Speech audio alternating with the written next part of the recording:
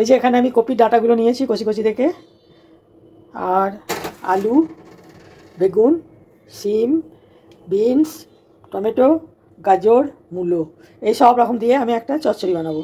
আমি কপি অত খেতে ভালোবাসি না, কিন্তু কপির ডাঁটা আমি ফেলতে পারি না। এই শীতকালে কপির ডাঁটা আমার একদম ফেলতে ইচ্ছা করে না, আমি রান্না করে খাবোই। ভীষণ ভালো লাগে আমার, খুব ভালোবাসি খেতে। কড়াইয়ে জল বসিয়ে দিলাম।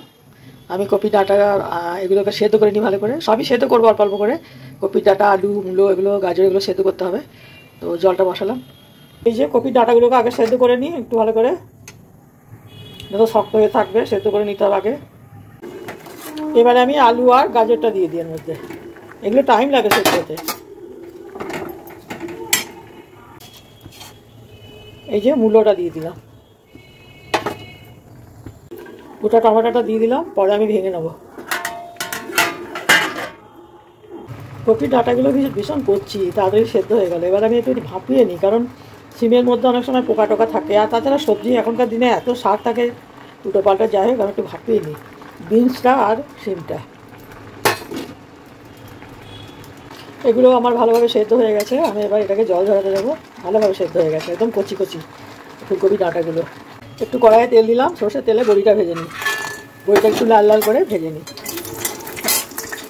বড়িটা ভাজা হয়ে গেছে লাল লাল করে, আমি এবার তুলে নিই বড়িটা।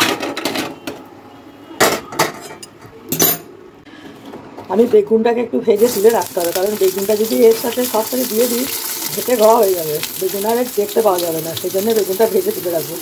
এবার এই যে কড়াইয়ে তেল নিয়েছি, এখানে একটু পাঁচফোড়ন দিয়ে দিই। পাঁচফোড়নের গন্ধটা একটু অন্যরকম লাগে। এই যে আমি এবারে সব সবজিগুলো একসঙ্গে দিয়ে দেবো।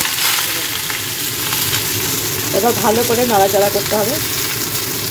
চচ্চড়িটা আমার অনেকটা ভাজা হয়ে গেছে, ভাজা ভাজা। আমি একটু হলুদ দিয়ে দিই, অল্প একটু লঙ্কা, ঝাল লঙ্কার গুঁড়ো।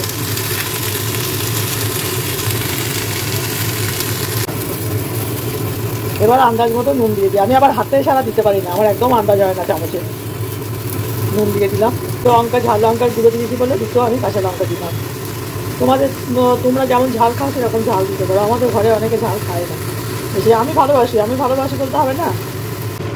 আমি একটুখানি সর্ষে বাটা দেবো। এইসব রান্নাগুলো আজকাল হারিয়ে যাচ্ছে, এসব রান্নাগুলো আজকাল কেউ করতেই চায় না। একটু সব রকম সবজি দিলে এই রান্নাটা ভালো হয়, এত ঝামেলা কেউ করতে চায় না। এখন সব শর্টকাটে রান্না করে, কিন্তু আমার মারা করতো, তো শাশুড়ি মারা করতো, আমার সেই দেখে দেখে এখন অভ্যাস আছে, আমি করি আর খেতেও ভালোবাসি, ওই জন্যই করি এই রান্নাটা।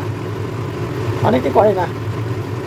চচ্চড়িটা একটু মিষ্টি মিষ্টি ভালো লাগে, তার জন্য আমি 1 চামচ চিনি দিয়ে দিচ্ছি। এটা খুবই ভালো করে নাড়তে হবে, নেড়ে নেড়ে নেড়ে একটুখানি হয়ে যাবে, তখন দিয়ে বেগুন আর বড়িটা দিয়ে দেবো।